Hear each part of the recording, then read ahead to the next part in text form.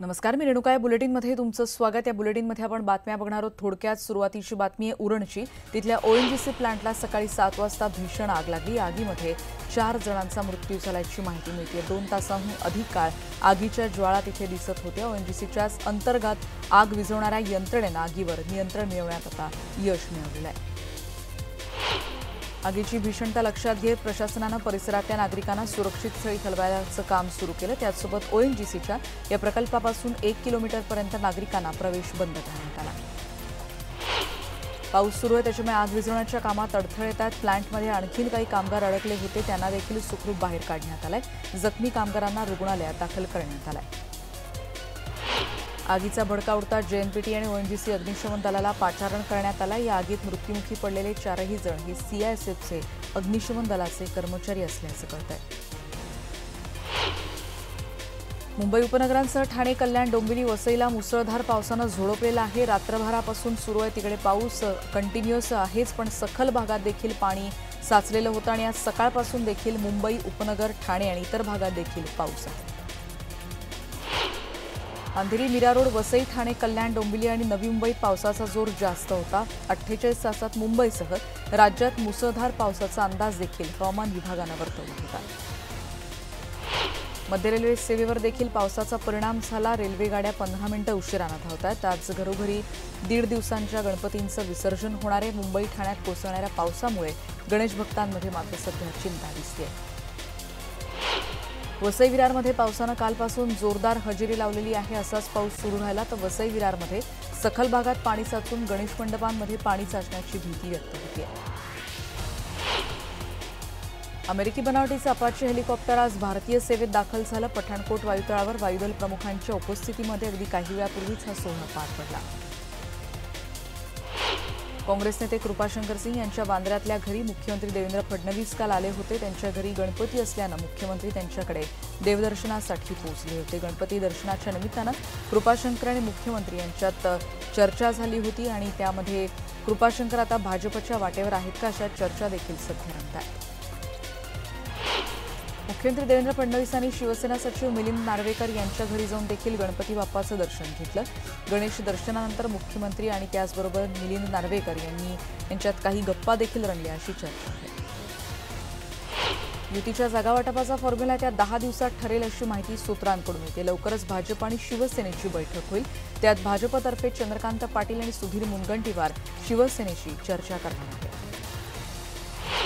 राष्ट्रवादी काँग्रेसचे नेते अजित पवार यांना राज्य सहकारी बँक घोटाळ्यामध्ये सुप्रीम कोर्टानं काल दणका दिला. हायकोर्टाच्या आदेशावरून अजित पवारांसह 76 जणांवर या प्रकरणी गुन्हा दाखल झाला, ज्या विरोधात अजित पवारांनी सुप्रीम कोर्टात धाव घेतली होती. काँग्रेसचे आमदार अब्दुल सत्तार यांनी काल मुंबईमध्ये प्रवेश केला. भाजप प्रवेशाची त्यांची आधी जोरदार चर्चा रंगलेली होती, पण त्याने काल ऐनवेळी शिवबंधन हाती बांधलेलं आहे. सेनेत दाखल होताच उद्धव ठाकरेंनी त्यांना सिल्लोडमधून उमेदवारी जाहीर केली आहे. देशाची अर्थव्यवस्था मंदावल्याचा आणखी एक पुरावा समोर आला. 8 कोर क्षेत्रांचा विकास दर तब्बल 5% घटलाय. जुलै 2018 मध्ये या 8 क्षेत्रांचा विकास दर 7.3% होता, पण यंदाच्या जुलैमध्ये ही टक्केवारी आता 2.1 इथपर्यंत खाली आली आहे. जगातल्या आश्चर्यकारक रेल्वे स्टेशनच्या यादीत छत्रपती शिवाजी महाराज टर्मिनस रेल्वे स्टेशनची 2ऱ्या क्रमांकावर वर्णी लागली आहे. युनेस्कोकडून जागतिक दर्जाच्या वारशांमध्ये समाविष्ट झालेल्या मुंबईच्या या छत्रपती शिवाजी महाराज टर्मिनसच्या गौरवात ही आणखीन एक भर आहे.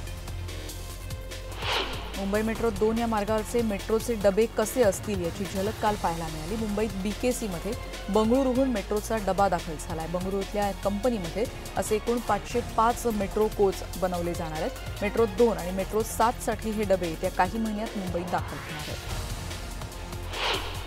बातमी मुंबईतली पश्चिम द्रुतगती महामार्गावर अंधेरी वेस्टर्न एक्सप्रेस मेट्रो स्टेशनजवळच्या फ्लायओव्हरवर अपघात झाला, ज्यात एक टेम्पो आणि कारची जोरदार धडक झाली. 2 जण या जखमी झाले. जोगेश्वरीतल्या ट्रॉमा केअर रुग्णालयामध्ये त्यांच्यावर उपचार करण्यात आले. लालबागच्या राजाच्या दर्शनासाठी भक्त मोठ्या प्रमाणात गर्दी करत आहेत. या सगळ्या परिसरातले लालबाग परिसरातले बहुतेक सगळे रस्ते वाहतुकीसाठी बंद ठेवण्यात आले, त्यामुळे नागरिक त्रासले आहेत. बाप्पाच्या चरणी आवडती लाल फुलं आणि दुर्वा अर्पण करण्यात आलेल्या आहेत. ठिकठिकाणी रंगीबेरंगी फुलांची आरासही केली जाते आहे. स्वादिष्ट मोदकांसोबत गोड पदार्थांचा नैवेद्य देखील बाप्पाला दाखवण्यात आलाय. पुढचे 10 दिवस गणेशोत्सवाची हाच आनंद सगळीकडे पाहायला मिळेल. पुण्यातले ही दृश्य आपण बघतो आहोत. सुप्रसिद्ध दगडूशेठ हलवाई गणपतीला यावर्षी देखील आकर्षक रोषणाई करण्यात आली आहे. चेंबूरच्या टिळकनगर इथल्या सह्याद्री क्रीडा मंडळ दरवर्षी वेगवेगळे देखावे सादर करत असतं. यंदाच्या 42व्या वर्षी श्री स्वामी समर्थ मठाचा देखावा इथे साकारण्यात आला. बदलापुरात तृतीयपंथीयांच्या घरी बाप्पा विराजमान झालेले आहेत. 2 दशकांहून अधिक काळ बदलापूरच्या म्हाडा कॉलनी संभाजीनगर परिसरात इथे तृतीयपंथी मोठा समाज मोठ्या प्रमाणात राहतो आणि ते दरवर्षी भक्तिभावानं गणरायाची आपल्या घरी प्रतिष्ठापना करत असतात. नागपूरच्या राजाचं देखील काल दिमाखात आगमन झालेलं आहे. ढोल ताशांचा गजर आणि वाजत गाजत इथे बाप्पा विराजमान झाले. मुकेश अंबानी यांच्या घरच्या बाप्पाला राजकीय नेत्यांनी काल आवर्जून हजेरी लावली होती. शिवसेना पक्षप्रमुख उद्धव ठाकरे यांनी देखील काल त्यांच्याकडच्या बाप्पाचं दर्शन घेतलं. त्यांना सोडण्यासाठी स्वतः मुकेश अंबानी बाहेरपर्यंत आलेले या दृश्यांमध्ये आपण बघतोय. केंद्रीय मंत्री रामदास आठवले यांनी देखील काल तिथे हजेरी लावली. आठवले आणि अभिनेते जॅकी श्रॉफ यावेळी गप्पांमध्ये रंगलेले पाहिले. रिलायन्स समूहाचे अध्यक्ष मुकेश अंबानी यांच्या घरी काल गणपती बाप्पासाठी सुरेख अशी सजावट करण्यात आली होती. दरवर्षी इथे गणपतीचं आगमन होतं. बाप्पाची प्रेमानं आदरानं इथे पूजा केली जाते. बॉलिवूड असेल, क्रिकेट असेल, या सगळ्या क्षेत्रातली मंडळी इथे देवदर्शनासाठी आली होती.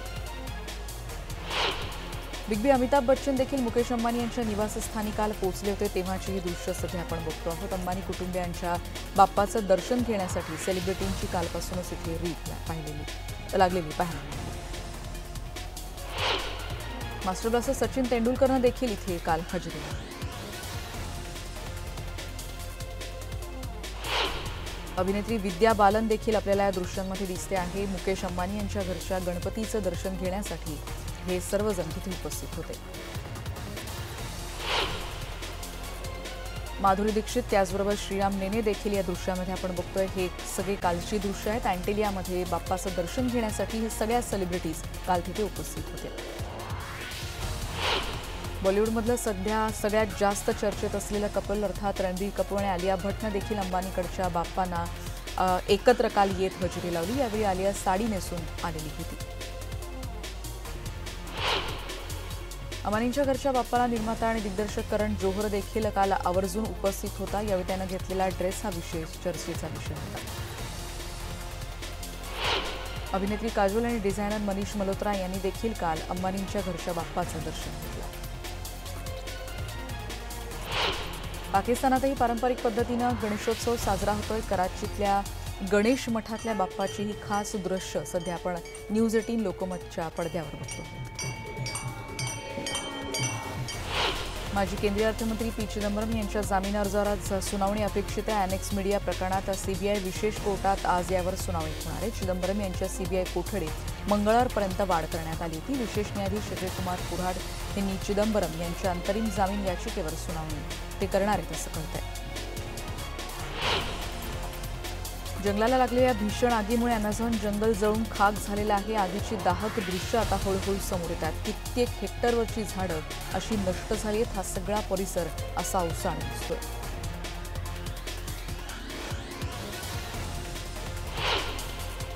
जसप्रीत बुमराची हॅट्रिक आणि अजिंक्य रहाणे आणि हनुमा विहारीची शतकांच्या जोरावर भारतानं वेस्ट इंडिजला काल व्हाईट वॉश दिलेला आहे. भारतानं वेस्ट इंडिजचा दुसरा डाव 210 धावांनी गुंडाळला. या कसोटीत भारतानं वेस्ट इंडिजवर 257 धावांनी विजय मिळवला.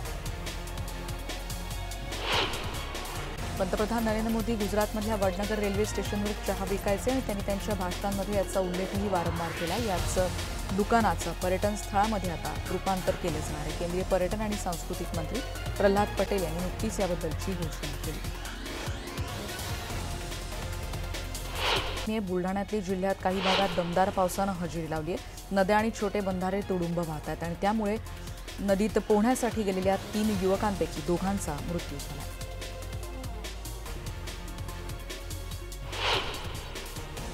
पुढची बातमी आहे मनमाडची भरधाव वेगानं जाणारा पिकअप ट्रक आणि गॅस टँकर असा तिहेरी अपघात मुंबई आग्रा महामार्गावर चांदवडच्या राहुड घाटात झाला. या अपघातात गॅस टँकर पलटी होऊन त्यातून गॅस गळती सुरू झाली.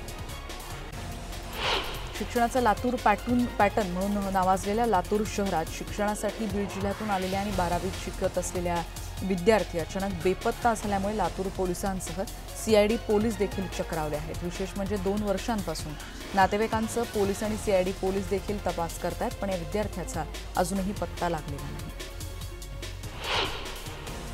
गोंदिया जिल्ह्यात मुसळधार पावसानं हजेरी लावलेली आहे. 2 तास सतत पडत असलेल्या पावसामुळे गोंदिया जिल्ह्यातल्या अर्जुनी मोरगाव इथे अतिवृष्टीचं सगळं स्वरूप पाहायला मिळालं होतं.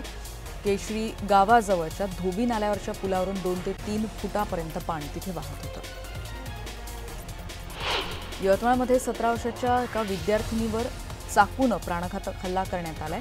ट्रॅव्हल्स पॉइंट समोर हा हल्ला करण्यात आल्याची माहिती कळते. वर्धा जिल्ह्यातली ही विद्यार्थिनी असल्याचं कळते आणि ती यवतमाळमध्ये शिक्षण घेत होती. वाशिम जिल्ह्यामध्ये रिसोड तालुक्यातल्या गणेशपूर वाकद भरजहांगीर या भागामध्ये हलका ते मध्यम स्वरूपाचा पाऊस पडतो आहे. वरुणराजा कालपासून तिथे बरसतो. जालन्यातली बातमी परतूर शहरातल्या एका तरुण व्यापाऱ्याच्या खुनाचा छडा लावण्यात स्थानिक गुन्हे शाखेच्या पोलिसांना यश आलंय. 3.25 लाखाच्या ऐवजासह 3घांना अटक करण्यात आली आहे. शनिवारी शहरातल्या मैदानावर कुंदन खंडेलवाल हा तरुण मृतावस्थेत सापडला होता. त्यात चंद्रपुरातली बातमी वरोरा तालुक्यातल्या मजरा शेत शिवारामध्ये फिरण्यासाठी गेलेल्या जोडप्यापैकी मुलीचा विजेचा धक्का लागून मृत्यू झाल्याची माहिती कळते. पीक रक्षणासाठी शेतकऱ्यांना तार कुंपणात वीज प्रवाह सोडला होता आणि त्यामुळे ही दुर्घटना घडली असं कळतं. बातमी आहे उस्मानाबादमध्ये डॉक्टर पद्मसिंह पाटील आणि राणा पाटील यांनी भाजपमध्ये प्रवेश केला आणि त्यांच्या जाण्याने राष्ट्रवादी काँग्रेसचं किरकोळ स्वरूपाचं नुकसान झालंय अशी टीका राष्ट्रवादी काँग्रेसचे नेते आणि डॉक्टर पद्मसिंह पाटील यांचे जुने सहकारी जीवन गोरे यांनी केली. राज्य परिवहन महामंडळाच्या मेहकरहून अंबेजोगाईकडे जाणाऱ्या बसमध्ये पावसादरम्यान सगळी बस गळत होती आणि गाडीत बसलेल्या प्रवाशांना गळक्या छताखाली प्रवास करायची नामुष्की ओढवली होती. चालकाला देखील रेनकोट घालून गाडी कशी चालवावी लागली या दृश्यांमध्ये आता आपण बघतोय. महामंडळाची बसेसची कशी दुर्दशा आहे हे यावरून स्पष्ट होतं. या सगळ्या बातम्यांचा आढावा घेतल्यानंतर या बुलेटिनमध्ये आता आपण इथेच थांबतो. पहा फक्त न्यूज 18.